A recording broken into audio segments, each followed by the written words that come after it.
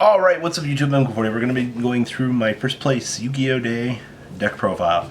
Actually, a super ironic day. I actually got pared down because of the amount of undefeateds. I think we had 17 people, 16 people.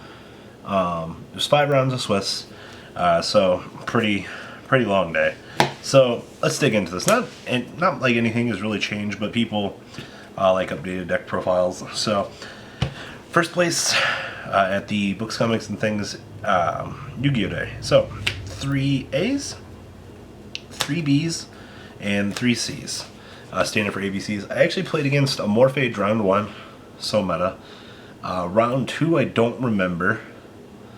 Round 3, Blue Eyes. Round 4, my friend gave me the win. He was X1. He was playing Raid Raptor Utopic. And then round 5, I played against Metal Foes. So, pretty solid day overall. But when XO's playing for the map because of time constraints, it is what it is. So, like I said, 9 ABC pieces. Pretty self-explanatory. 2 golds and 2 silvers. Some people are playing 3 of each. I mean, you do you guys. You do you boo-boo. I'm also playing 3 Thrashers because typically this and Rotor are going to be my optional side out pieces. I mean, pretty much everything is a staple in this build. 2 Maxis wouldn't take it out for the world. This card's stupid pre-Zoodiac.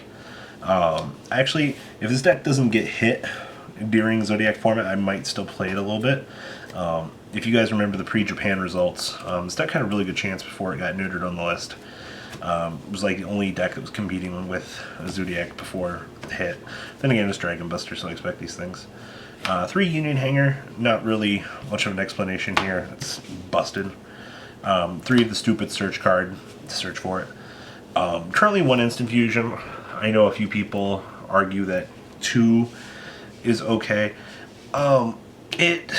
It's too good not to play as a 1-of, and it kind of just extends your combo. Typically, if I see this with a Tsukiyomi, as long as I don't know what I'm playing against, I'll typically probably save this. I mean, yes, you can argue that Dweller is okay, but typically for a turn 2 play, it's not terrible. It's just kind of one of those cards that's win more. I know someone's going to argue that, but at the end of the day, I mean, Norden's not light.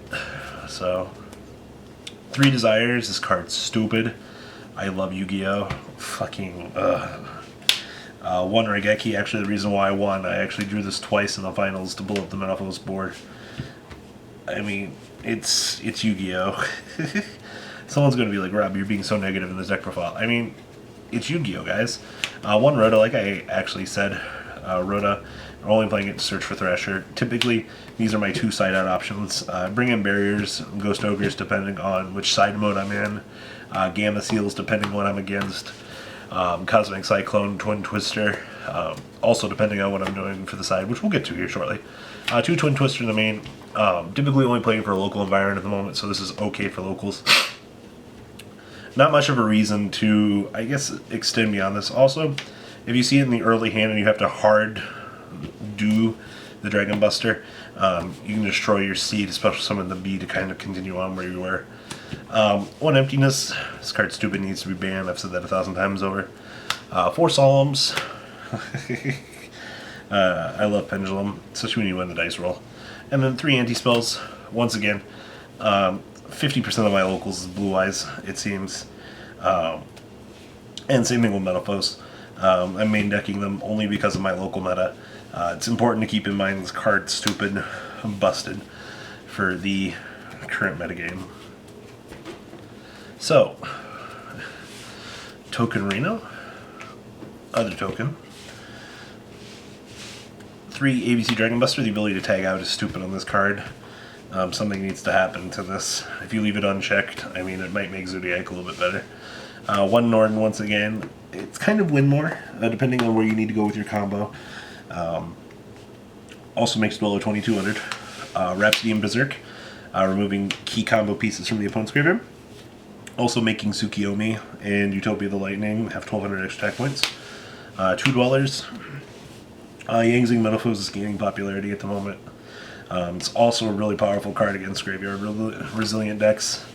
So I mean, you have the option to play other things. I just like Dweller. It's kind of that staple card.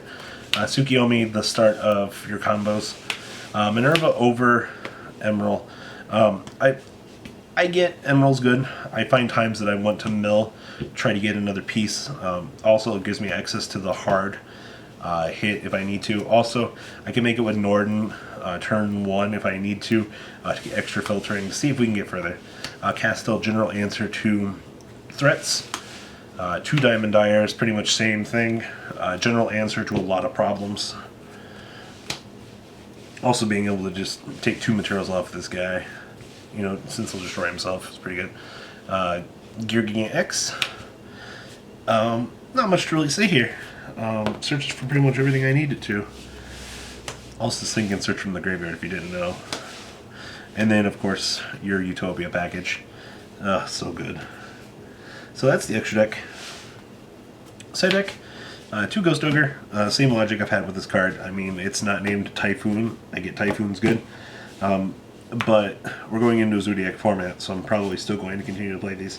It's a mass blowout card in certain situations, especially against alternative. 2 Chaos Hunter. Just a really huge body equipped to a 2500 that I can summon up pretty much will. 2 Gamma Seals, of course, answering boss boards. I mean, yes, you can play Lava Golem, but I like my normal summon.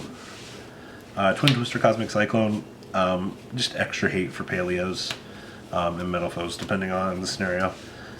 Board wipe for large boards. System of a Down for the ABC match. Hate the mirror. 2 Dimension Barrier, pretty self-explanatory. Pendulums, anything. If I'm going first, I'll bring these in over Ghost Ogres against Metalfoes.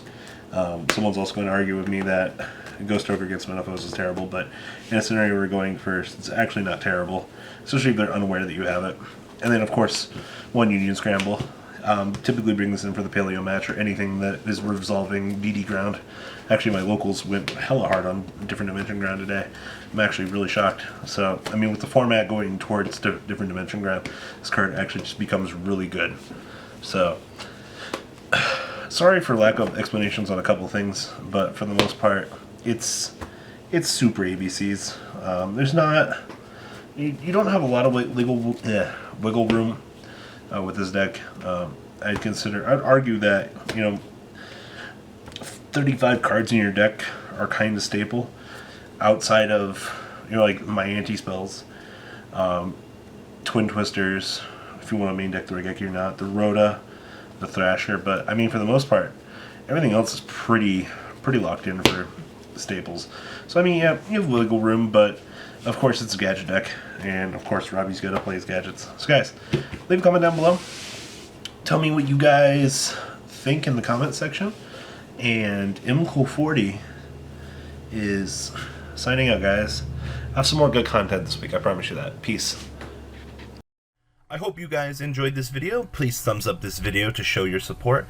And please check out VanCole40 for Cardfight Vanguard, MCole Games for miscellaneous trading card games, and No Limit Gaming for a brand new series of Yu-Gi-Oh videos.